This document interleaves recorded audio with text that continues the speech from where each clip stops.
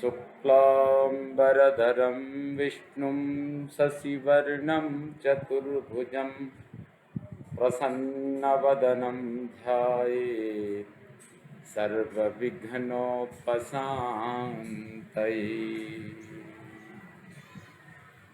वागीशाद्या सुमनसः सर्वार्थानामपक्रमे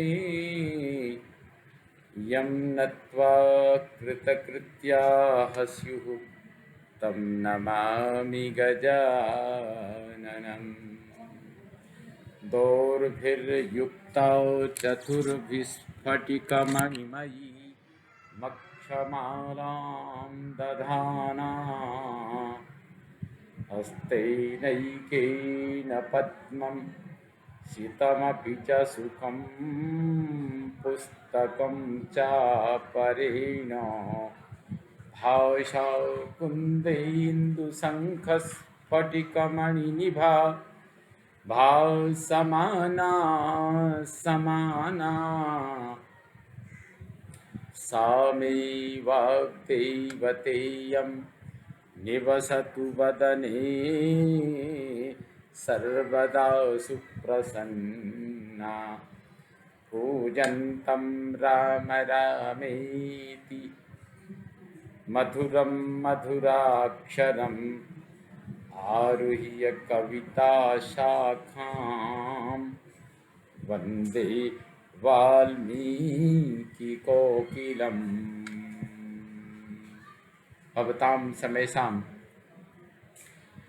श्रीमद् वाल्मीकि रामायण पारायणोपक्रमे हार्दं स्वागतम् अभिनन्दनञ्च। साम्प्रतं किष्किन्धाकाण्डस्य 11 सर्गः आरभ्यते।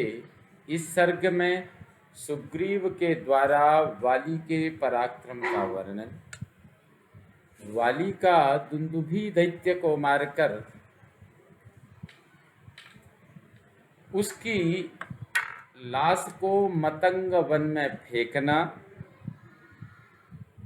मतंग मुनि का वाली को शाप देना, श्री राम का दुंदुभी के अस्थि समूह को दूर फेंकना और सुग्रीव का उनसे साल भेदन के लिए आग्रह करना, यह सब वर्णन इस सर्ग में किया गया है। रामस्य वचनं श्रुत्वा हर्षपौरुषवर्धनम् सुग्रीवः पूजयाञ्चक्रे राघवं प्रशंस च। श्री रामचंद्र जी का वचन हर्ष और पुरुषार्थ को बढ़ाने वाला था। उसे सुनकर सुग्रीव ने उनके प्रति अपना आदर प्रकट किया और श्री रघुनाथ जी की इस प्रकार प्रशंसा की। असंशयं प्रज्वलितैः तीक्ष्णैर्मर्मातिगैशरैः त्वं दहे कुपितो लोकान् युगान्त इव भास्करः। प्रभो, आपके बाण प्रज्वलित, तीक्ष्ण एवं मर्मभेदी है। यदि आप कुपित हो जाएं तो इनके द्वारा प्रलय काल के सूर्य की भांति समस्त लोगों को भस्म किया जा सकता है, इसमें संशय की बात नहीं है। वालिनः पौरुषं यत्तत् यच्च वीर्यं धृतिश्च या तन्ममैकमना श्रुत्वा विधत्सो यदनन्तरम्। परंतु वाली का जैसा पुरुषार्थ है, जो बल है और जैसा धैर्य है, वह समस्त एक चित्त होकर सुन लीजिए। उसके बाद जैसा उचित हो कीजिएगा। समुद्रात् पश्चिमात् पूर्वं दक्षिणादपि चोत्तरम कामत्यनुदिते सूर्ये वाली व्यपगत क्लमः।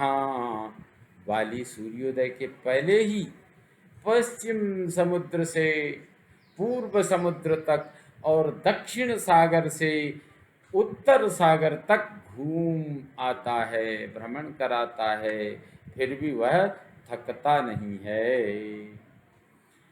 अग्राण्यारुह्य शैलानां शिखराणि महन्त्यपि ऊर्ध्वमुत्पात्य तरसा प्रतिगृह्णाति वीर्यवान।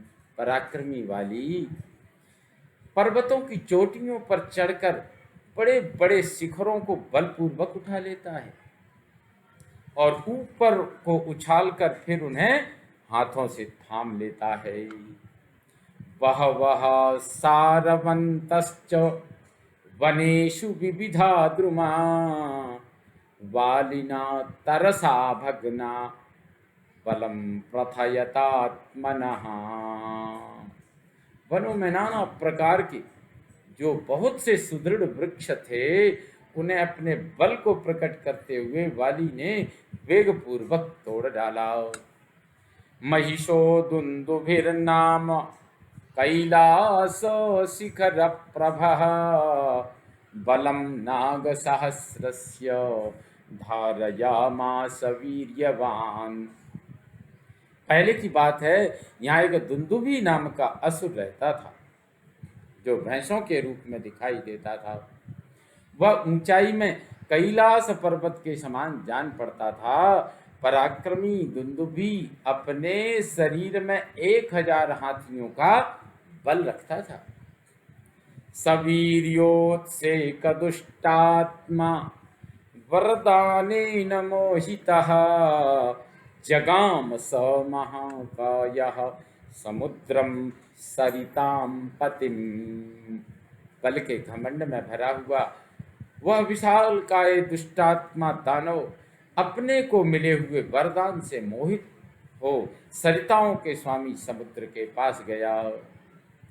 ऊर्मिमंतम अतिक्रम्य सागरम रत्न संचयम मम युद्धम प्रयच्छेति तमुवाच महार्णवम। जिसमें उत्ताल तरंगें उठ रही थी तथा जो रत्नों की निधि है, उस महान जल राशि से परिपूर्ण समुद्र को लांघकर उसे कुछ भी न समझकर दुंदुभी ने उसके अधिष्ठाता देवता से कहा, मुझे अपने साथ युद्ध का अवसर दो। ततः समुद्रो धर्मात्मा समुत्थाय महाबलः अब्रवीद् वचनं राजन् असुरम कालचोदितम।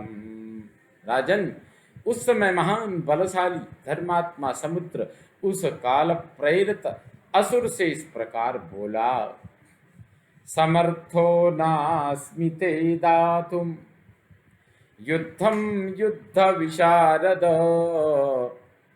श्रूयतां त्वभिधास्यामि यस्ते युद्धम प्रदास्यति। युद्ध विशारद वीर, मैं तुम्हें युद्ध का अवसर देने तुम्हारे साथ युद्ध करने में असमर्थ हूँ। जो तुम्हें युद्ध प्रदान करेगा उसका नाम बतलाता हूँ, सुनो। शैलराजो महारण्ये तपस्वी शरणं परम शंकर स्वसुरो नाम्ना हिमवानिति विश्रुतः महाप्रस्रवणोपेतो बहुकंदर निर्झरः स समर्थस्तव प्रीतिम अतुलां कर्तुमर्हति। विशाल वन में जो पर्वतों का राजा और भगवान शंकर का ससुर है, तपस्वी जनों का सबसे बड़ा आश्रय और संसार में हिमवान नाम से विख्यात है, जहाँ से जल के बड़े बड़े स्रोत प्रकट हुए हैं तथा जहाँ बहुत सी कंदराएं और झरने हैं, वह गिरिराज हिमालय ही तुम्हारे साथ युद्ध करने में समर्थ है। यह तुम्हें अनुपम प्रीति प्रदान कर सकता है, वही तुम्हें अनुपम प्रीति प्रदान कर सकता है। तम भीतमिति विज्ञाय समुद्रम असुरोत्तमः हिमवत् वनमागम्य सरश्चापादिवच्युतः ततस्तस्य गिरे श्वेता गजेन्द्र प्रतिमा शिलाः चिक्षेप बहुधा भूमौ दुन्दुभिर्विननाद च।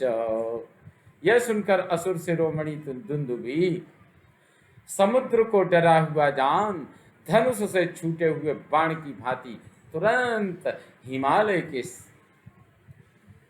वन में जा पहुंचा और उस पर्वत की गजराजों के समान विशाल श्वेत शिलाओं को बारंबार भूमि पर फेंकने और गर्जना करने लगा। ततः श्वेतांबुदाकारः सौम्यः प्रीतिकराकृतिः हिमवान् अब्रवीद्वाक्यं स्व एव शिखरे स्थितः। तब श्वेत बादल के समान आकार धारण किए सौम्य स्वभाव वाले हिमवान वहां प्रकट हुए और उनकी आकृति प्रसन्नता को बढ़ाने वाली थी। वे अपने ही शिखर पर खड़े होकर कहने लगे, क्लेष्टुमर्हसि मां न त्वं दुन्दुभे धर्मवत्सल रणकर्म स्वकुशलस्तपस्वी शरणो ह्यहम्। धर्मवत्सल दुन्दुभे, तुम मुझे क्लेश न दो, मैं युद्ध कर्म में कुशल नहीं हूं, मैं तो केवल तपस्वी जनों का निवास स्थान हूं। तस्य तद्वचनं श्रुत्वा गिरिराजस्य धीमतः उवाच दुन्दुभिर्वाक्यं क्रोधात् संरक्तलोचनः। बुद्धिमान गिरिराज हिमालय की यह बात सुनकर दुन्दुभि के नेत्र क्रोध से लाल हो गए और वह इस प्रकार बोला, यदि युद्धे समर्थस्त्वं मद्भयाद्वा निरुद्यमः तमाचक्षो प्रदत्यान्मे यो हि युद्धं युयुत्सतः। यदि तुम युद्ध करने में असमर्थ हो अथवा मेरे भय से ही युद्ध की चेष्टा से विरत हो गए हो, तो मुझे उस वीर का नाम बताओ जो युद्ध की इच्छा रखने वाले मुझको अपने साथ युद्ध करने का अवसर दे। हिमवान् अब्रवीद् वाक्यं श्रुत्वा वाक्य विशारदः अनुक्तपूर्वं धर्मात्मा क्रोधात् तमसुरोत्तमम्। उसकी यह बात सुनकर बातचीत में कुशल धर्मात्मा हिमवान श्रेष्ठ असुर से, जिसके लिए पहले किसी ने किसी प्रतिद्वंद्वी योद्धा का नाम नहीं बताया था, क्रोधपूर्वक कहा, वाली नाम महाप्राज्ञ शक्रपुत्रः प्रतापवान् अध्यास्ते वानरः श्रीमान् किष्किन्धामतुल प्रभाम। महाप्राज्ञ दानवराज वाली नाम से प्रसिद्ध एक परम तेजस्वी और प्रतापी वानर है, जो देवराज इंद्र के पुत्र हैं और अनुपम शोभा से पूर्ण किष्किंधा नामक पुरी में निवास करते हैं। स समर्थो महाप्राज्ञः तव युद्ध विशारदः द्वंद्व युद्धं सदातुं तेन्वमुचेरिव वासवः ते नमुचेरिव वासवः। वे बड़े बुद्धिमान और युद्ध की कला में निपुण हैं। वे ही तुमसे जूझने में समर्थ हैं। जैसे इंद्र ने नमुची को युद्ध का अवसर दिया था, उसी प्रकार वाली तुम्हें द्वंद्व युद्ध प्रदान कर सकते हैं।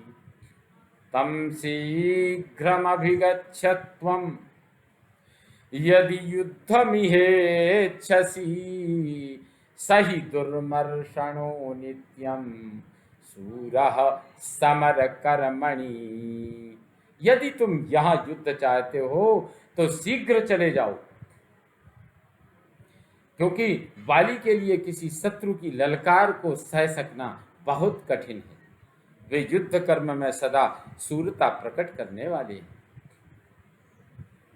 श्रुत्वा हिमवतो वाक्यं कोपाविष्टः स दुन्दुभिः, जगामतां पुरीं तस्य किष्किन्धां वालिनस्तदा।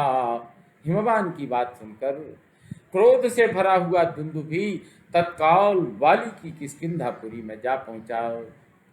धारयन्माहिषं रूपं तीक्ष्ण श्रृंगो भयावहः, प्रावृषीव महामेघस्तोयपूर्णो नभस्तले।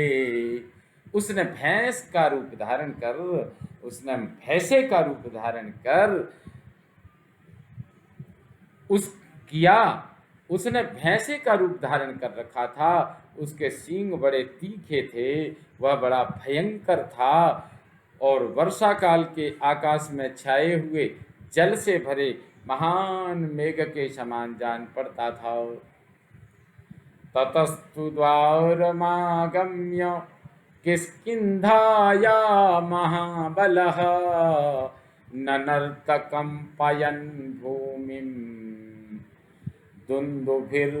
दुन्दुभिर्यथा। वह महाबली दुन्दुभि किष्किंधापुरी के द्वार पर आकर भूमि को कंपाता हुआ जोर जोर से गर्जना करने लगा, मानो दुन्दुभि का गंभीर नाद हो रहा हो। समीपजान्द्रुमान् भञ्जन् वसुधां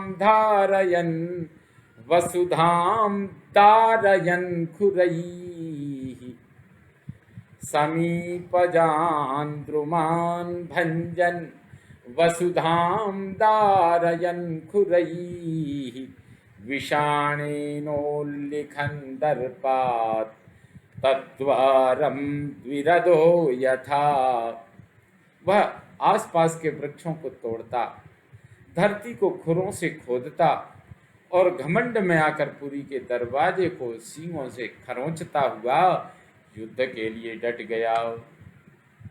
अंतःपुरगतो वाली श्रुत्वा सप्तममर्षणः, निष्पपात सहस्त्रीभिः ताराभिरिव चंद्रमा।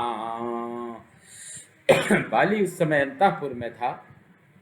उस दानव की गर्जना सुनकर वह अमरस से भर गया और तारों से घिरे हुए चंद्रमा की भांति स्त्रियों से घिरा हुआ नगर के बाहर निकला।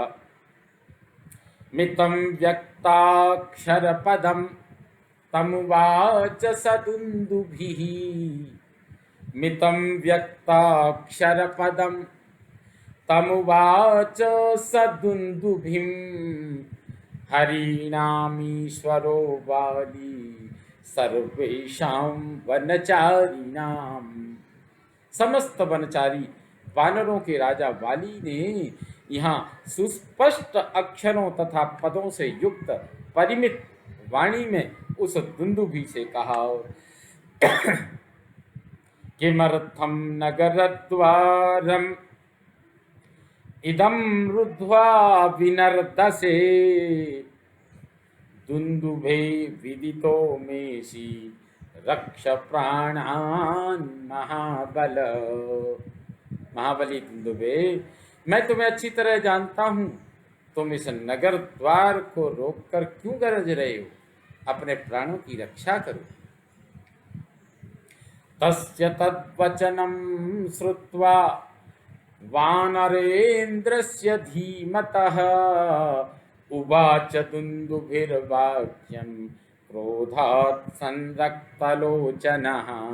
बुद्धिमान वानरराज वाली का यह वचन सुनकर दुन्दुभि की आंखें क्रोध से लाल हो गई। वह उससे इस प्रकार बोला, न त्वं स्त्री सन्निधौ वीर वचनं वक्तुमर्हसि मम युद्धं प्रयच्छाद्य ततो ज्ञास्यामि ते बलम्। वीर, तुम्हें स्त्रियों के समीप ऐसी बात नहीं कहनी चाहिए। मुझे युद्ध का अवसर दो, तब मैं तुम्हारा बल समझूंगा। अथवा धारयिष्यामि क्रोधमद्य निशामि मां गृह्यतामुदयः स्वैरं कामभोगेषु वानर। गृह्यतामुदयः स्वैरं कामभोगेषु वानर। अथवा वानर, मैं आज की रात में अपने क्रोध को रोके रहूंगा। तुम स्वेच्छानुसार काम भोग के लिए सूर्योदय तक समय मुझसे ले लो। दीयतां संप्रदानं च परिस्वज्य च वानरान् सर्वशाखा मृगेन्द्रस्त्वं संसादय सुहृज्जनम्। वानरों को हृदय से लगाकर जिसे जो कुछ देना हो दे दो। तुम समस्त कपियों के राजा हो ना, अपने सुहृदों से मिल लो, सलाह कर लो। सुदृष्टां कुरु किष्किन्धां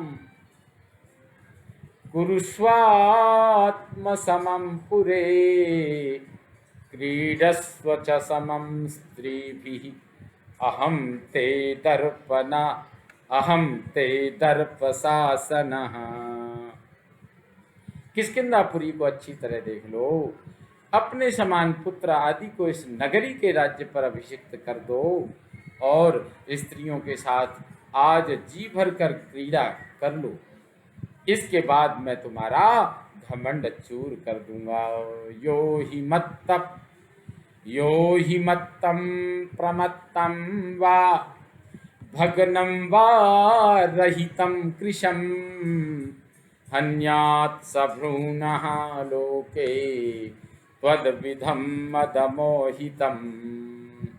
जो मधुपान से मत्त, प्रमत्त, युद्ध से भगे हुए, अस्त्र रहित दुर्बल, तुम्हारे जैसे स्त्रियों से घिरे हुए तथा मद मोहित पुरुष का वध करता है, वह जगत में गर्भ हत्यारा कहा जाता है। सा प्रहस्या ब्रवीन् मंदम क्रोधात्तमसुरेश्वरं विसृज्यता स्त्रियः सर्वाः तारा प्रभृतिकास्तदा।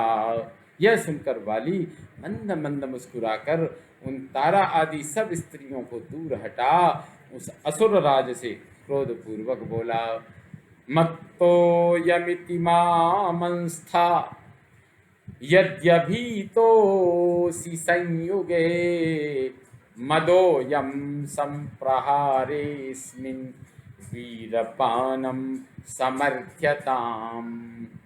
यदि तुम युद्ध के लिए निर्भय होकर खड़े हो तो यह न समझो कि यह वाली मधु पीकर मतवाला हो गया है। मेरे इस मद को तुम युद्ध स्थल में उत्साह वृद्धि के लिए वीरों द्वारा किया जाने वाला औषध विशेष का पान समझो। तमेव मुक्त्वा संक्रुद्धो मालामुत्क्षिप्य कांचनीं पित्रा दत्तां महेंद्रेण युद्धाय व्यवतिष्ठत। उससे ऐसा कहकर पिता इंद्र की दी हुई विजयदायिनी सुवर्ण माला को गले में डालकर वाली कुपित हो युद्ध के लिए खड़ा हो गया। विषाणयोर्गृहीत्वा तम दुन्दुभिं गिरिसन्निभम् आविध्यत तथा वाली विनदन कपिकुंजरः। कपिश्रेष्ठ वाली ने पर्वताकार दुंदुभी के दोनों सींग पकड़कर उस समय गर्जना करते हुए उसे बारंबार घुमाया। बलात् व्यापादयाञ्चक्रे ननर्द च महास्वनम श्रोत्राभ्यामथ रक्तं तु तस्य शुस्राव पात्यतः। फिर बलपूर्वक उसे धरती पर दे मारा और बड़े जोर से सिंहनाद किया। पृथ्वी पर गिराए जाते समय उसके दोनों कानों से खून की धाराएं बहने लगीं। तयोस्तु क्रोध संरंभात परस्पर जयैषिणो परस्पर जयैषिणो युद्धं समभवत् घोरं दुन्दुभेर्वालिनस्तथा। क्रोध के आवेश से युक्त हो एक दूसरे को जीतने की इच्छा वाले उन दोनों दुंदुभी और वाली में घोर युद्ध होने लगा। अयुध्यत तदा वाली शक्रतुल्य पराक्रमः मुष्टिभिर्जानुभिः पदभिः शिलाभिः पादपैस्तथा। उस समय इंद्र के तुल्य पराक्रमी वाली दुंदुभी पर मुक्कों, लातों, घुटनों, शिलाओं तथा वृक्षों से प्रहार करने लगा। परस्परम घ्नतोस्तत्र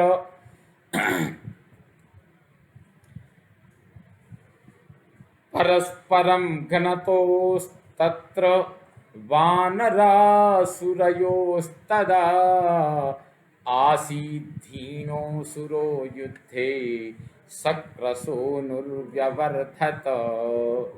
उस युद्ध स्थल में परस्पर प्रहार करते हुए वानर और असुर दोनों योद्धाओं में से असुर की शक्ति तो घटने लगी और इंद्र कुमार वाली का बल बढ़ने लगा, वृद्धि को प्राप्त होने लगा।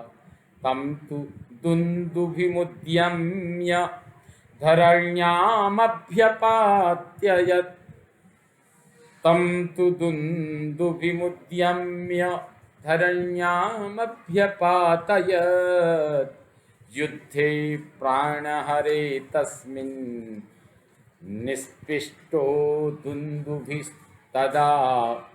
उन दोनों में वहां प्राणांतकारी युद्ध छिड़ गया।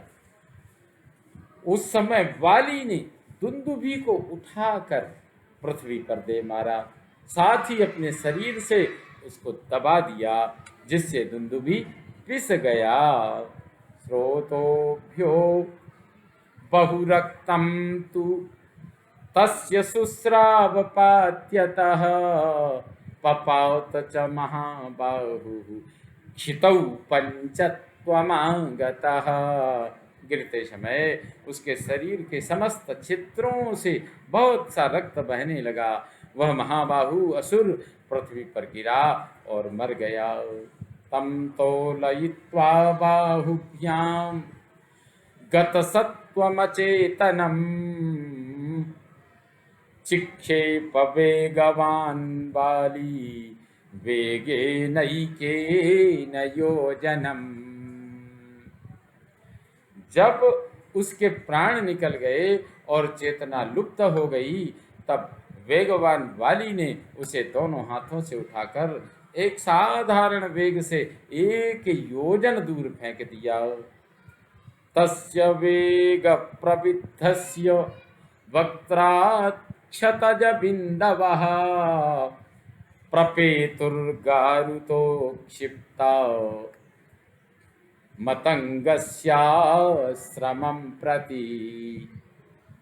वेग पूर्वक फेंके गए उस असुर के मुख से निकली हुई रक्त की बहुत सी बूंदें हवा के साथ उड़कर मतंग मुनि के आश्रम में पड़ गईं। तान दृष्ट्वा पतितांस्तत्र मुनिः शोणितविप्रुषः क्रुद्धस्तस्य महाभाग चिंतयामास कोन्वयम्। महाभाग वहां पड़े हुए उन रक्त बिंदुओं को देखकर मतंग मुनि कुपित हो उठे और इस विचार में पड़ गए कि यह कौन है जो यहाँ रक्त के छींटे डाल गया है, जो रक्त के बिंदु यहाँ कौन डाल गया है। येनाहं सहसा स्पृष्टः शोणितेन दुरात्मना कोऽयं दुरात्मा दुर्बुद्धिः अकृतात्मा च बालिशः। जिस दुष्ट ने सहसा मेरे शरीर से रक्त का स्पर्श करा दिया, यह दुरात्मा दुर्बुद्धि अजितात्मा और मूर्ख कौन है। इत्युक्त्वा स विनिष्क्रम्य ददृशे मुनिसत्तमः महिषं पर्वताकारं गतासुं पतितं भुवि। ऐसा कहकर मुनिवर मतंग ने बाहर निकलकर देखा तो उन्हें एक पर्वताकार भैंसा पृथ्वी पर प्राणहीन होकर पड़ा दिखाई दिया। सतु विज्ञाय तपसा वानरेण कृतं हित उत्ससर्ज महाशापं क्षेप्तारं वानरं प्रति। उन्होंने अपने तपोबल से यह जान लिया कि यह एक वानर की करतूत है, अतः उस लाश को फेंकने वाले वानर के प्रति उन्होंने बड़ा भारी शाप दिया। इह तेना प्रवेष्टव्यं प्रविष्टस्य वधो भवेत् वनं मत्संश्रयं येन दूषितं रुधिरस्रवैः। जिसने खून के छींटे डालकर मेरे निवास स्थान इस वन को अपवित्र कर दिया है, वह आज के इस वन में प्रवेश न करे। वह आज से इस वन में प्रवेश न करे। यदि इस वन में प्रवेश करेगा तो उसका वध हो जाएगा।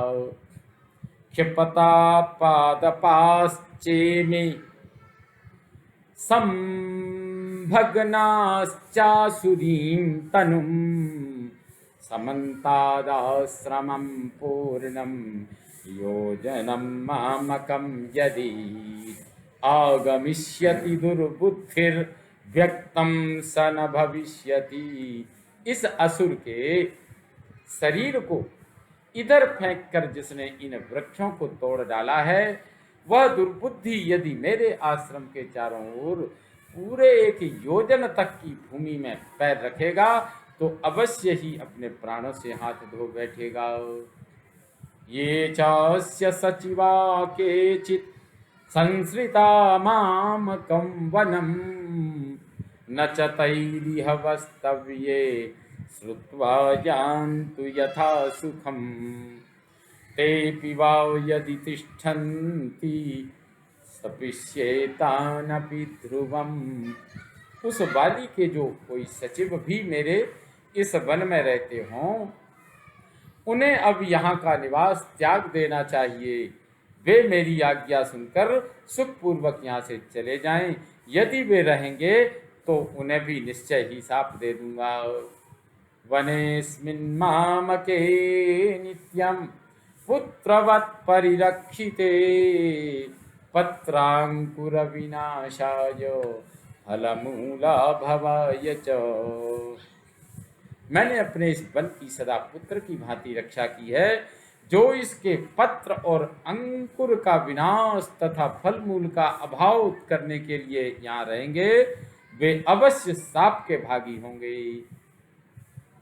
दिवसश्चाद्य मर्यादा यम दृष्टा सोऽस्मि वानरम् दिवसश्चाद्य मर्यादा यम दृष्टा स्वोऽस्मि वानरः दिवसश्चाद्य मर्यादा यम दृष्टा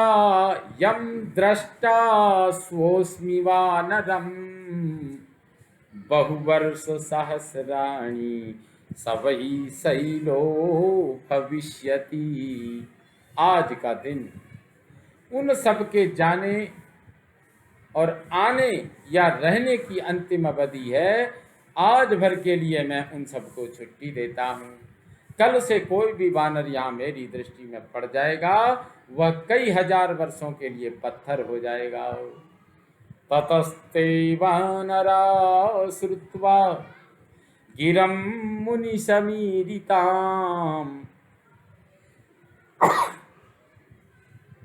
श्री राम जय जय राम। ततस्ते वानरा श्रुत्वा गिरं मुनिसमीरिताम् निश्चक्रमुर्वनात् तस्मात् तान् दृष्ट्वा वालिरब्रवीत्। मुनि के इस वचन को सुनकर वे सभी वानर मतंग वन से निकल गई। उन्हें देखकर वाली ने पूछा, किम भवन्तः समस्ताश्च मतंग वनवासिनः मत्समीपमनुप्राप्ता अपि स्वस्ति वनौकसाम। मतंग वन में निवास करने वाले आप सभी वानर मेरे पास क्यों चले आए? वनवासियों की कुशल तो है ना? ततस्ते कारणं सर्वं सा तथा सापं च वालिनः ससंसुर्वानरा सर्वे वालिने हेममालिने। तब उन सभी वानरों ने सुवर्ण मालाधारी वाली से अपने आने का सब कारण बताया तथा जो वाली को शाप हुआ था उसे भी कह सुनाया। एतत् श्रुत्वा तदा वाली वचनं वानरेरितं स महर्षिं समासाद्य याचते स्म कृतांजलिः। वानरों की कही हुई वह बात सुनकर वाली महर्षि मतंग के पास गया और हाथ जोड़कर क्षमा याचना करने लगा। महर्षि तमनादृत्य प्रविवेशाश्रमं प्रति सापधारण भीतस्तु वाली विह्वलतांगतः। किंतु महर्षि ने उसका आदर नहीं किया, वे चुपचाप अपने आश्रम में चले गए। इधर वाली साप प्राप्त होने से भयभीत तो हो बहुत ही व्याकुल हो गया। ततः साप भयात् भीतो ऋष्यमूकं महागिरिं प्रवेष्टुं नेच्छति हरिर्दृष्टुं वापि नरेश्वर। तब से उस साप के भय से डरा हुआ वाली इस महान पर्वत ऋष्यमूक के स्थान में न तो कभी प्रवेश करना चाहता है और न इस पर्वत को देखना ही चाहता है। तस्या प्रवेशं ज्ञात्वाहम् इदं राम महावनं विचरामि सहामात्यो विषादेन विवर्जितः। श्री राम, यहाँ उसका प्रवेश होना असंभव है। विषाद सुन यह जानकर मैं अपने मंत्रियों के साथ इस महान वन में विषाद शून्य होकर विचरता हूँ। एषोऽस्ति निचयस्तस्य दुन्दुभै सम्प्रकाशते वीर्योत्सेकान्निरस्तस्य गिरिकूटनिभो महान्। यह रहा दुंदुभी की हड्डियों का ढेर जो एक महान पर्वत शिखर के समान जान पड़ता है। वाली ने अपने बल के घमंड में आकर दुंदुभी के शरीर को इतनी दूर फेंका था। इमे च विपुलाशाला सप्तशाखावलम्बिनः यत्रैकं घटते वाली निष्पन्नयितुमोजसा निष्पन्नयितुमोजसा। ये 7 साल के विशाल एवं मोटे वृक्ष हैं जो अनेक उत्तम शाखाओं से सुशोभित होते हैं। वाली इनमें से एक एक को बलपूर्वक हिलाकर पत्रहीन कर सकता है। एतदस्यासमं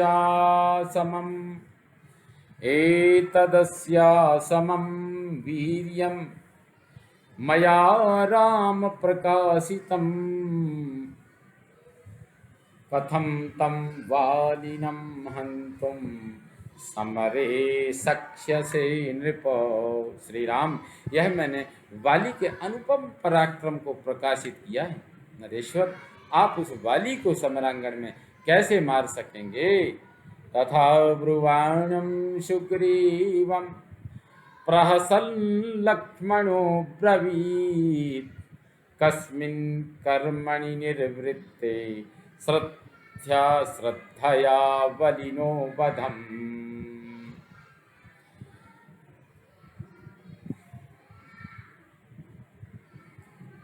सुग्रीव के ऐसा कहने पर लक्ष्मण को बड़ी हंसी आई। वे हंसते हुए बोले, कौन सा काम कर देने पर तुम्हें विश्वास होगा? श्री रामचंद्र जी वाली का वध कर सकेंगे। तथा ब्रुवाणं सुग्रीवं प्रहसन् लक्ष्मणो ब्रवीत् कस्मिन् कर्मणि निर्वृत्ते श्रद्धया बलिनो वालिनो वधम्। श्रद्धया वालिना वधम्। तथा ब्रुवाणं सुग्रीवं प्रहसन् लक्ष्मणो ब्रवीत् कस्मिन् कर्मणि निर्वृत्ते श्रद्धया वालिनो वधम्। सुग्रीव के ऐसा कहने पर लक्ष्मण को बड़ी हंसी आई। वे हंसते हुए बोले, कौन सा काम कर देने पर तुम्हें विश्वास होगा कि श्री रामचंद्र जी वाली का वध कर सकेंगे? तमुवाचाथ सुग्रीवः सप्तशालानिमान् पुरा एवमेकैकशो वाली विव्याधाथ सकृत् रामो निर्धारये देशां वाणेनैकेन च द्रुमं वालिनं निहतं मन्ये दृष्ट्वा रामस्य विक्रमं। तब सुग्रीव ने उनसे कहा, पूर्व काल में वाली ने साल के इन 7 वृक्षों को एक एक करके कई बार बींध डाला है। अतः श्री रामचंद्र जी भी यदि इनमें से किसी एक वृक्ष को एक ही बाण से छेद डालेंगे तो इनका पराक्रम देखकर मुझे वाली के मारे जाने का विश्वास हो जाएगा। हतस्य महिषस्यास्थि पादेनैकेन लक्ष्मण उद्यम्य प्रक्षिपेच्चापि तरसा द्वे धनुः सते। लक्ष्मण, यदि इस महिष रूपधारी दुंदुबी की हड्डी को एक ही पैर से उठाकर बलपूर्वक 200 धनुष की दूरी पर फेंक सकें तो भी मैं यह मान लूंगा कि इनके हाथ से वाली का वध हो सकता है। एवं उक्त्वा तु सुग्रीवो रामं रक्तान्तलोचनं ध्यात्वा मुहूर्तं काकुत्स्थं पुनरेव वचो ब्रवीत्। जिनके नेत्र प्रांत कुछ कुछ लाल थे, उन श्री राम से ऐसा कहकर सुग्रीव तो घड़ी तक कुछ सोच विचार में पड़े रहे। इसके बाद वे ककुत्स कुलभूषण श्री राम से फिर बोले, शूरश्च शूरमानी च प्रख्यात बलपौरुषः बलवान वानरो वाली संयुगे स्वपराजितः। वाली सूर है और स्वयं भी उसे अपने शौर्य पर अभिमान है। उसके बल और पुरुषार्थ विख्यात है। वह बलवान वानर अब तक के युद्धों में कभी भी पराजित नहीं हुआ है।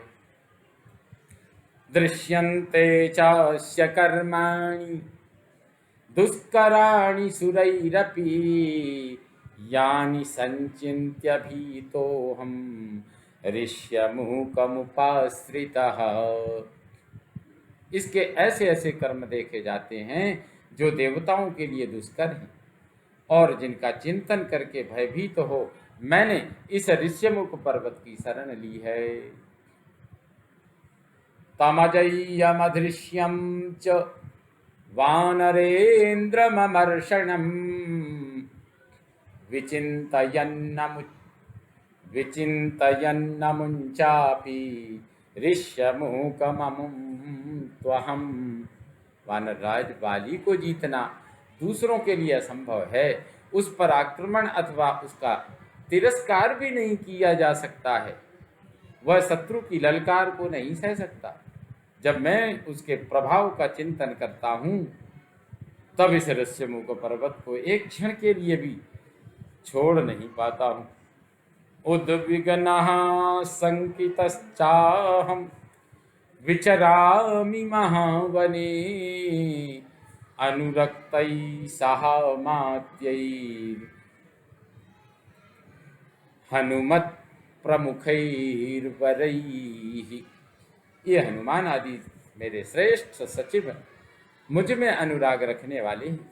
इनके साथ रहकर भी मैं इस विशाल वन में वाली से उद्विग्न और संकित होकर ही विचरता हूँ। उपलब्धं च मे श्लाघ्यं सन्मित्रं मित्रवत्सल वामहं पुरुषव्याघ्र हिमवन्तमिवाश्रितः। मित्रवत्सल, आप मुझे परम स्पृहणीय श्रेष्ठ मित्र मिल गए। पुरुष सिंह, आप मेरे लिए हिमालय के समान हैं और मैं आपका आश्रय ले चुका हूँ, इसलिए अब मुझे निर्भय हो जाना चाहिए। किंतु तस्य बलज्ञोऽहं दुर्भ्रातुर्बलशालिनः अप्रत्यक्षं तु मे वीर्यं समरे तव राघव। किंतु रघुनंदन, मैं उस बलशाली दुष्ट भ्राता के बल पराक्रम को जानता और समर भूमि में आपका पराक्रम मैंने प्रत्यक्ष नहीं देखा है। न खल्वहं त्वां तुलये नावमन्ये न भीषये कर्मभिस्तस्य भीमैश्च कातर्यं जनितं मम। प्रभो, अवश्य मैं वाली से आपकी तुलना नहीं करता हूँ, न तो आपको डराता हूँ और न आपका अपमान भी करता हूँ। वाली के भयानक कर्मों ने ही मेरे हृदय में कातरता उत्पन्न कर दी है। कामं राघवते वाणी प्रमाणं धैर्यमाकृतिः सूचयन्ति परं तेजो भस्मच्छन्नमिवानलम्। रघुनंदन, निश्चय ही आपकी वाणी मेरे लिए प्रमाणभूत है, विश्वसनीय है, क्योंकि आपका धैर्य और आपकी यह दिव्य आकृति आदि गुण राख से ढकी हुई आग के समान आपके उत्कृष्ट तेज को सूचित कर रहे हैं। तस्य तद्वचनं श्रुत्वा सुग्रीवस्य महात्मनः स्मितपूर्वमथो रामः प्रत्युवाच हरिं प्रति। महात्मा सुग्रीव की यह बात सुनकर भगवान श्री राम पहले तो मुस्कुराए और फिर उस वानर की बात का उत्तर देते हुए उससे बोले, यदि न प्रत्ययोस्मासु विक्रमे तव वानर, प्रत्ययं समरे श्लाघ्यम अहम उत्पादयामि ते। वानर, यदि मैं तुम्हें इस समय पराक्रम के विषय में, हे वानर, यदि तुम्हें इस समय पराक्रम के विषय में हम लोगों पर विश्वास नहीं होता हो, तो युद्ध के समय हम तुम्हें उसका उत्तम विश्वास करा देंगे।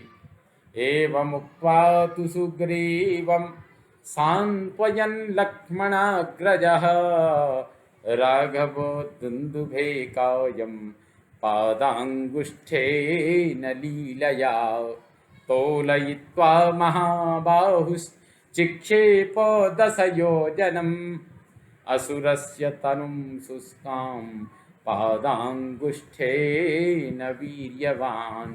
ऐसा कहकर सुग्रीव को सांत्वना देते हुए लक्ष्मण के बड़े भाई महाबाहु बलवान श्री रघुनाथ जी ने खिलवाड़ में ही दुंदुभी के शरीर को अपने पैर के अंगूठे से टांग लगा दिया, अपने अंगूठे से टांग लिया, उठा लिया, और उस असुर के उस सूखे हुए कंकाल को पैर के अंगूठे से ही 10 योजन दूर फेंक दिया। क्षिप्तं दृष्ट्वा ततः काव्यं सुग्रीवः पुनरब्रवीत्, लक्ष्मणस्याग्रतो रामं तपन्तमिव भास्करम्, हरीणामग्रतो वीरम् इदं वचनमर्थवत्। उस शरीर को फेंका गया देख सुग्रीव ने लक्ष्मण और वानरों के सामने ही तपते हुए सूर्य के समान तेजस्वी वीर श्री रामचंद्र जी से पुनः यह अर्थ भरी बात कही। आर्द्रः समांसः प्रत्यग्रह, आर्द्रः समांसः प्रत्यग्रह, क्षिप्तः कायः पुरा सखे, परिश्रान्तेन मत्तेन भ्रात्रा मे वालिना तदा सखे। मेरे भाई वाली उस समय मदमत्त और युद्ध से थका हुआ था, और दुंदुभी का यह शरीर खून से भीगा हुआ मांस युक्त तथा नया था। इस दशा में उसने इस शरीर को पूर्व काल में दूर फेंका था। लघु संप्रति निर्मांसः तृणभूतश्च राघव, क्षिप्त एवं प्रहर्षेण भवता रघुनंदन। परंतु रघुनंदन, इस समय यह मांसहीन होने के कारण तिनके के समान हल्का हो गया, और आपने हर्ष एवं उत्साह से युक्त होकर इसे फेंका है। नात्र शक्यं बलं ज्ञातुं तव वा तस्य वाधिकम्, आर्द्रं शुष्कमिति ह्येतत् सुमहद् राघवान्तरम्। अतः श्री राम, इस लाश को फेंकने पर भी यह नहीं जाना जा सकता है कि आपका बल अधिक है या उसका, क्योंकि वह गीला था और यह सूखा। यह इन दोनों अवस्थाओं में महान अंतर है। सैव संशयस्तात तव तस्य च यद्बलम्, सालमेकं विनिर्भिद्य भवेद् व्यक्तिर्बलाबले। तात, आपके और उसके बल में वही संशय अब तक बना रह गया। अब इस एक साल वृक्ष को विदीर्ण कर देने पर दोनों के बलाबल का स्पष्टीकरण हो जाएगा। कृत्वैतत्कारमुकं सज्यम हस्तिहस्तमिवाततम्, आकर्ण पूर्णमायम्य विसृजस्व महासरम। आपका यह धनुष हाथी की फैली हुई सूंड के समान विशाल है। आप इस पर प्रत्यंचा चढ़ाइए और इसे कान तक खींचकर साल वृक्ष को लक्ष्य करके एक विशाल बाण छोड़िए। इमं हि सालं प्रहितस्त्वया सरो, न संशयोऽत्रास्ति विदारयिष्यति, अलं विमर्शेन मम प्रियं ध्रुवं, कुरुस्व राजन् प्रतिशापितो मया। इसमें संदेह नहीं कि आपका छोड़ा हुआ बाण इस साल वृक्ष को विदीर्ण कर देगा। राजन, अब विचार करने की आवश्यकता नहीं है। मैं अपनी शपथ दिलाकर कहता हूँ, आप मेरा यह प्रिय कार्य अवश्य कीजिए। यथा हि तेजस्सु वरः सदा रविः, यथा हि शैलो हिमवान् महाद्रिषु, यथा चतुष्पात्सु च केशरी वरः, तथा नराणामसि विक्रमे वरः। जैसे संपूर्ण तेजों में सदा सूर्यदेव ही श्रेष्ठ हैं, जैसे बड़े बड़े पर्वतों में गिरिराज हिमवान श्रेष्ठ हैं, और जैसे चौपायों में सिंह श्रेष्ठ है, उसी प्रकार पराक्रम के विषय में सब मनुष्यों में आप ही श्रेष्ठ हैं। इत्यार्षे श्रीमद् रामायणे वाल्मीकिये आदिकाव्ये किष्किन्धाकाण्डे एकादशः सर्गः सम्पूर्णतां याति। ॐ पूर्णमदः पूर्णमिदं पूर्णात् पूर्णमुदच्यते पूर्णस्य पूर्णमादाय पूर्णमेवावशिष्यते। ॐ शान्ति शान्ति शान्तिः। ॐ सर्वे भवन्तु सुखिनः, सर्वे सन्तु निरामयाः, सर्वे भद्राणि पश्यन्तु, मा कश्चित् दुःखभाग् भवेत्। ॐ शान्ति शान्ति शान्तिः। श्रीराम जय राम जय जय राम। श्रीरामचन्द्रो विजयते राम।